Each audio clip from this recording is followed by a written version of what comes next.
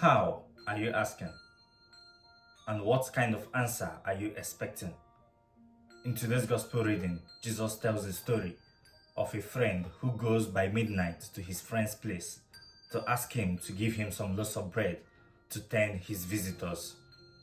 In Jesus' story, the friend didn't get up until the one knocking persisted in knocking. And Jesus said, even if he doesn't get up because his friend was knocking, he would get up because of the persistence in the knocking, or in the disturbance, if you may call it, of his friend. Then Jesus goes ahead to say, ask and you will receive, seek and you will find, knock and the door will be opened unto you. We Christians, we love this particular part of the Bible, trying to show that yes, whatever we ask of the Lord will be given to us, which is true. Not totally, but it's true that whatever you ask of the Lord will be given to you. We will break it down now. The first thing you have to check in your supposed asking is, are you really asking? Are you really asking? Or are you commanding? Or are you demanding? How are you asking? Just yesterday, we read Jesus teaching our Lord's Prayer. I love the way the Catholic Church arranges the gospel. It flows down if you pay attention to it. Yesterday, we just learned how to pray, how to ask the Lord's Prayer. And today, Jesus is now telling us that we can ask, but are you asking with the same format of the Lord's Prayer? Then, if you have asked in the right way, in the format of the Lord's Prayer, what kind of answer are you expecting? God answers our prayer in 3 different ways.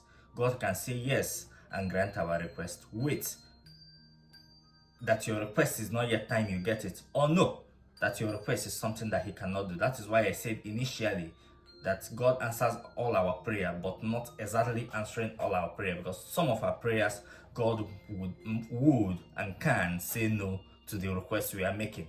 So even if you make your request to be so solemn, you follow the Lord's Prayer, you make every request, you are very diligent, there are some requests you make from God, not that the request itself is bad. You might be asking something you feel is good for you, but God have looked at the future. God, who sees all things, knows that you really don't need what you're asking of him of, so he will not grant those requests.